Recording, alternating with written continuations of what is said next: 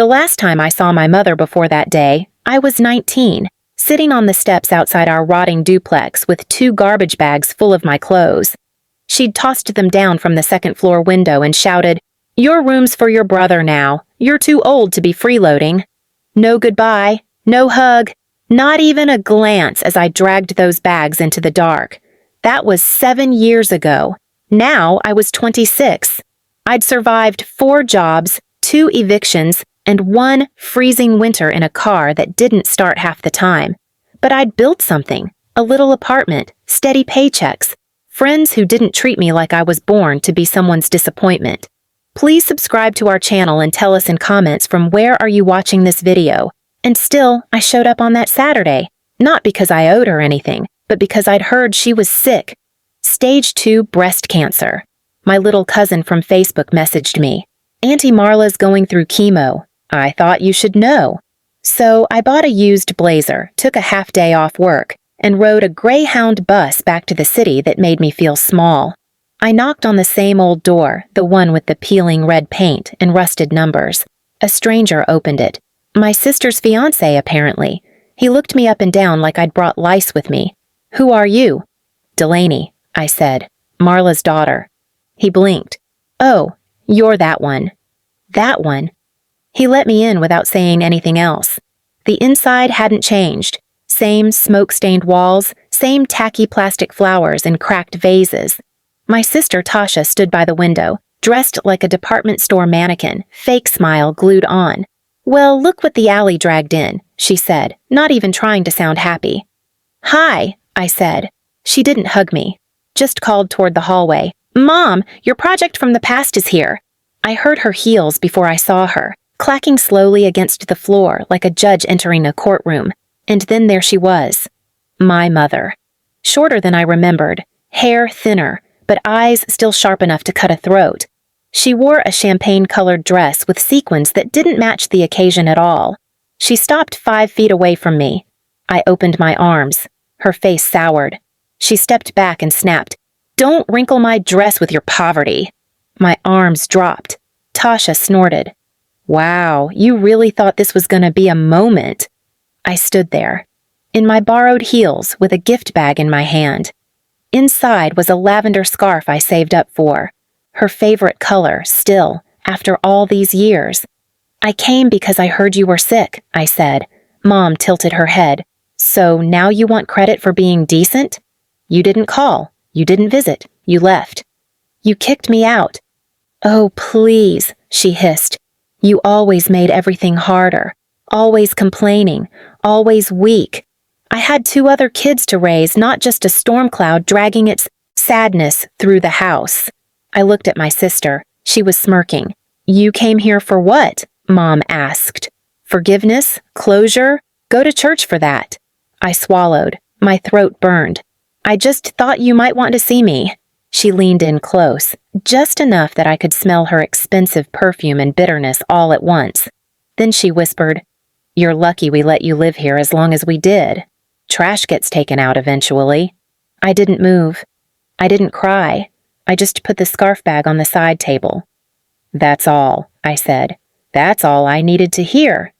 Then I walked out, but not away, because they thought that was the end of me. It wasn't. It was the start. I didn't cry until I reached the end of the block, and even then, it wasn't the kind of cry I'd felt before. It wasn't grief. It was fury with nowhere to go. I sat at the bus stop, knees shaking, clutching the empty gift bag like it still had something valuable inside. People passed me like I was invisible, a girl with cracked heels, red eyes, and nothing left to prove. But something changed in that moment. The silence I'd carried for years cracked open. They wanted me small, forgotten, ashamed of surviving, but I was done playing poor. That night, I opened a new notebook and made 3 lists. 1. What they said I was. 2. What I actually am. 3. What they would lose next. I didn't have rich friends. I didn't have a trust fund or connections or power. But I had something they didn't expect. Time, memory, and receipts. The first thing I did was apply for my birth certificate and dig into every financial document I could request. Turns out, when I was 17, my mom took out a loan under my name, a small one from a shady lender. That's why my credit was garbage when I tried to rent my first apartment. She never paid it back. She'd stolen from me before I even knew what credit meant. I filed a fraud report and got it wiped. That wasn't revenge. That was reclaiming what was mine. Then came phase 2. My sister Tasha was planning a wedding, a big one. The same cousin who messaged me about mom's cancer sent me a group invite. Dress code, gold and navy. Venue, the Royal Oak Grand. I clicked going. No one noticed, and I watched the posts pile up. Cake tastings, venue visits, engagement photos in fields of sunflowers, Mom and Tasha in matching robes for the bridal shower. I knew what I looked like to them, a broke, forgotten mistake. So I let them believe it. What they didn't know? I'd been promoted twice in the last 2 years, quietly, silently. I was now assistant to a director at a private grant foundation that funded small nonprofits, including struggling family businesses. 3 weeks before the wedding, I came across a request that stopped me cold. Applicant name, Daniel and Marla's Catering Services, my mom and stepdad. Apparently they were trying to rebrand the side hustle, the one they used, to make us work at every summer and get funding for community enrichment. Their proposal used stock photos and buzzwords, but their name was real, and their request landed on my desk. I didn't reject it. I didn't flag it. I did something worse. I passed it to our compliance team. Turns out their tax filings were a mess. No food license renewal since 2019. Employees listed who hadn't worked in years. One of them? Me. I wasn't cruel. I didn't report them. I simply did what the job required. Followed protocol. By the time Tasha's rehearsal dinner rolled around, Mom was too busy responding to state audit requests to notice who RSVP'd, and I did RSVP, under my legal name, with no +1. I didn't plan to cause a scene. I didn't even plan to stay. I just wanted to see it, to watch the way they all smiled without me, to feel, for one final time, how deeply they believed I was nothing. I wore a simple black dress, clean, tailored, my own money, my own shoes. When I walked into that hall, heads turned, not because I was beautiful, because I was unfamiliar. My sister didn't recognize me at first, neither did Mom. But then Mom's eyes narrowed. "You're not supposed to be here," she hissed. "I RSVP'd," I said calmly. "Didn't you check the list?" "You're doing this to ruin her day. You always do this. Always jealous." Tasha walked over in her satin dress and glitter heels, looked me dead in the face and said, "You have 60 seconds before I get security." I smiled. "Then let's make them count." I opened my clutch and pulled out a small folded letter. Not dramatic. Just a printed copy of the compliance investigation alert. Marked, confidential, for applicant only. "You'll want to read this before Monday," I said, sliding it across the tablecloth. "Wouldn't want any distractions during your wedding week." Mom picked it up with trembling fingers. "What is this?" I turned to leave. Behind me, I heard her gasp. Tasha grabbed the paper. "What the hell is this? What did you do?" I didn't turn around, because that wasn't revenge. That was justice warming up. And their real punishment hadn't even started. They say revenge is best served cold. But I didn't want revenge. I wanted removal. The day after the wedding, my phone rang. It was a blocked number. I let it go to voicemail, then another. And another. I didn't listen to any of them. I already knew what they were calling about. The audit hit faster than expected. The funding team froze their application, and a red flag was sent to the state licensing board.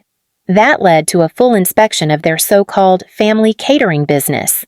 My mom and stepdad had listed fake events, even claimed hours worked by people who hadn't spoken to them in years. One of them was me. Another? My ex-best friend, who now worked in a lawyer's office. They were ordered to return funds they'd claimed, fraudulently and barred from applying to any future small business grants through verified funding networks. Their reputation in the community? Gone overnight. But I didn't gloat. I didn't even post about it. Instead, I walked into work that Monday with a new application in hand. Not for them, but for a struggling single mother trying to open a real bakery in the same neighborhood. I got her approved. That was the win I wanted. But karma wasn't done yet. 2 months later, I got another call. This one wasn't blocked.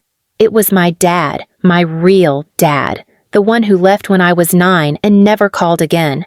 "I heard what happened to your mom," he said. "Thought maybe we could talk." I laughed. "You all come crawling when the meal's gone cold." "I just think you need family." I paused. "You're right. I do need family. That's why I'm building one that starts with me, not ends with you." I hung up. That was the day I took the last photo off my shelf. An old cracked frame of me and Mom at a school play. I finally threw it away. No nostalgia, no music swelling, no tears. Just peace. I changed my number. I moved apartments. Nothing fancy. Just something with sunlight, space, and silence. And then, one morning, months later, I got an envelope in the mail. No return address, no note inside, just a check. $76.32, the exact cost of the dress I'd worn to her wedding. I flipped it over. In Mom's handwriting, "This is what you're worth. Hope it buys your pride." I smiled. I walked to the corner, folded the check in half, and slid it into the hands of a homeless teenager sitting with a cardboard sign. He looked up, confused. "Why?" "Because someone once told me that's all I was worth. Now it's theirs to prove them wrong." He blinked, then tucked it into his jacket. I walked away, never turning back. The people who treat you like poverty? Let them rot in their luxury. Because I wasn't poor. I was rich in everything they'd never earn. Self-respect, memory, and the ability to walk away without breaking. Let them keep their dresses clean. I'll keep my soul intact. Please subscribe to our channel and tell us in comments from where are you watching this video.